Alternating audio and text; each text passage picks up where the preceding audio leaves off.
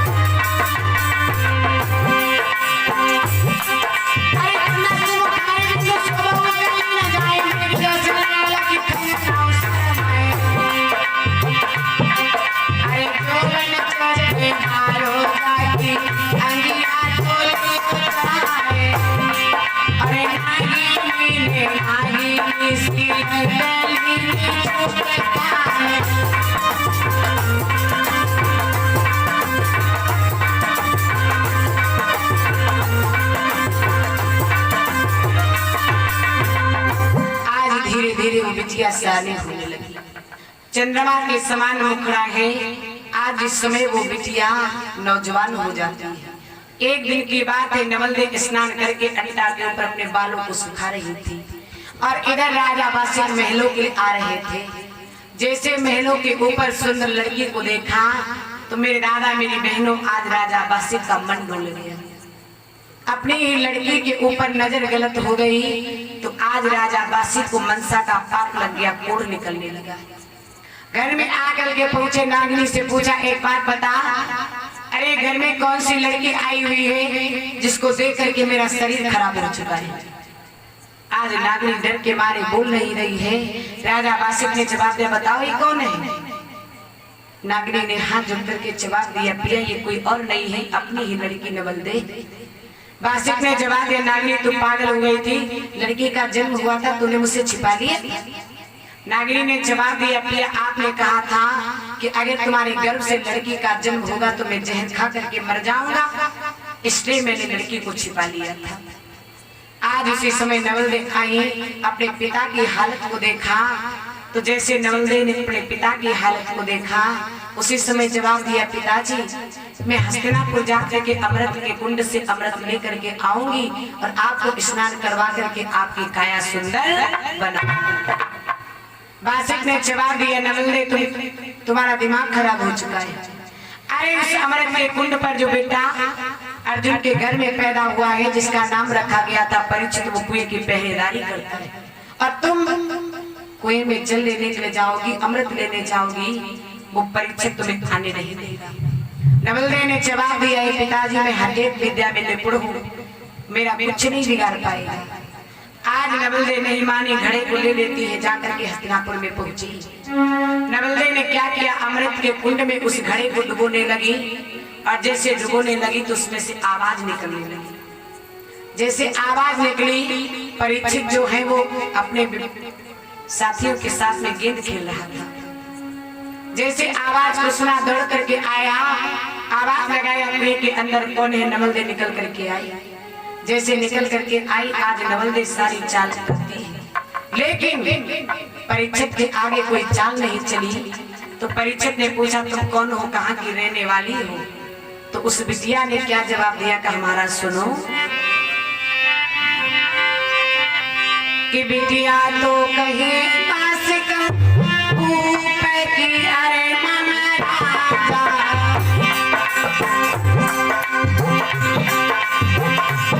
अरे बिटिया तो कहे पास का ऊपर की, अरे मामा राजा कोई है ना चले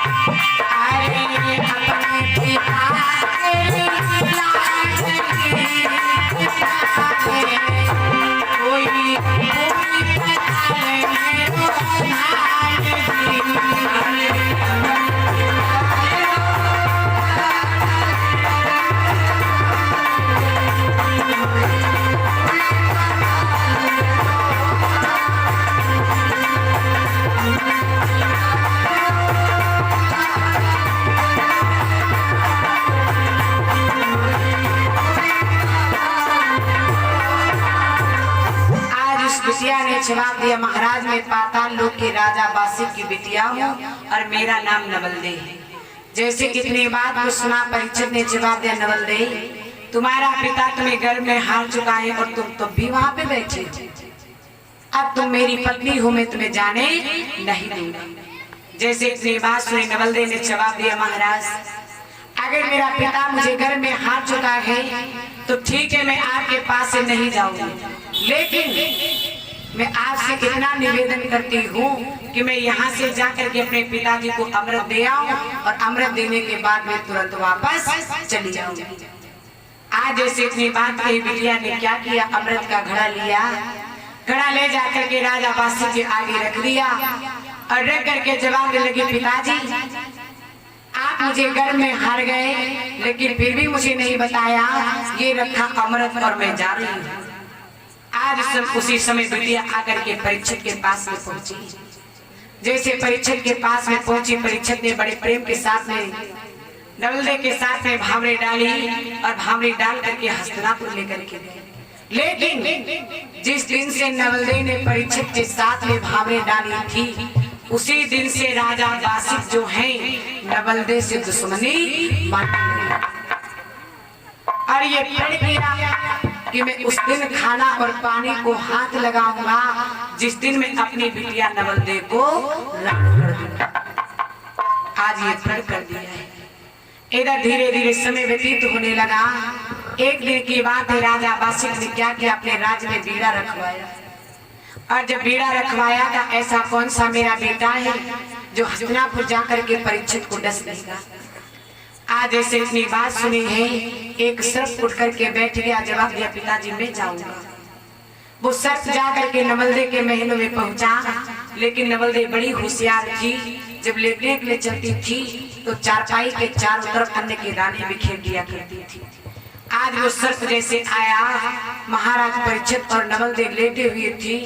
सोचने लगा इतनी सुंदर जोड़ी है, मुझसे डसी नहीं जाती, लेकिन अगर मैं डसूंगा नहीं तो मेरे पिताजी श्राप दे देंगे। ये सोच रहा था और तब तक क्या हुआ, वो अन्न का दाना उड़ करके उस सर्प के मुंह में गया।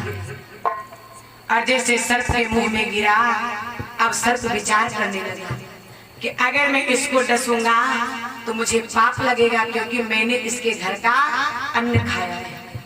क्योंकि लोग कहते हैं ना कि जिसका नमक खाओ उसके साथ में नमक हरामी न करो। लेकिन आजकल का जमाना है, लोग जिस थाली में खाते हैं उसी थाली में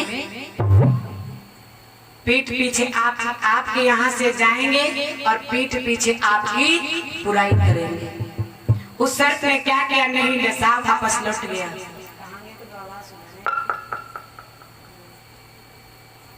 आज उसी समय वो सर्प वापस लौट गया। बासिक ने जवाब दिया डसा नहीं, जवाब दिया नहीं डसा, मैंने उसके घर का अन्न खाया था।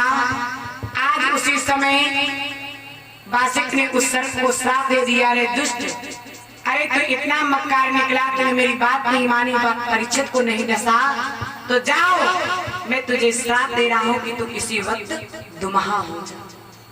श्राप दे दिया, वो सर्प जो है दुमहा हो गया। फिर बीड़ा रखवा दिया। आज तक्षक ने बीड़ा उठाया, और जब तक्षक ने बीड़ा उठाया, तक्षक चल देता है, आकर के नवलदे की बगिया में सुंदर बेर बन करके लग गया। माली वो बेर ले जाकर के घर में पहुंचा। आज उसी समय जैसे मैया नवलदे को महाराज परीक्षित ने वो बेर भेजा, मैया पहचान गई। मैया पहचान गई, ये मेरा ही भाई है। हाथ जोड़ करके कहने लगी, भैया आप हमारे महलों में आ तो गए हो, लेकिन मेरे महलों से चले मत जाना। मेरे सुहाग और मेरे चूड़ियों की रक्षा करना, मुझे छोड़ करके यहाँ से मत चले जाना। आज इधर नवलदे ने उस बेर को ताक में रख दिया, और जैसे राजा परीक्षित आए, बिस्तर को लगाया, दोनों लोग लेट गए। और मैया नवलदे कहने लगी, पिया जरा सोच समझ करके नीचे पैर रखना, क्योंकि भैया महलों में आ चुका है। राजा परीक्षित और नवलदे आज उसी बिस्तर पर लेट गए। मैया ने कोना कोना मोड़ लिया, कहीं पर से भी नीचे लटकने नहीं दिया। लेकिन एक बात गौर करना, होनी बहुत बलवान होती है, होनी बहुत बलवान होती है, होनी कभी किसी के डाले नहीं डरती। जैसे महाराज परीक्षित और नवलदे सोने लगे, और जब सोने लगे तो उस सर्प ने क्या किया, बेर का रूप त्याग करके अपने असली रूप में आया, और इधर उधर देखने लगा। कुछ चढ़ने का जुगाड़ नहीं बना, लेकिन होने की बात मैया के बाल खुल गए और मैया की चोटी जमीन पर लटकने लगी। सर्प उसी चोटी का सहारा पा करके उस चारपाई पर चढ़ गया, और चारपाई पर चढ़ करके महाराज परीक्षित के नाक में काट लिया। जैसे नाक में काट लिया, और उसी समय हुआ क्या है कि मन में रही,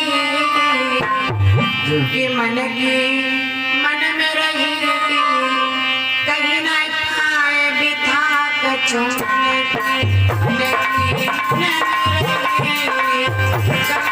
पाए बिठा कचौने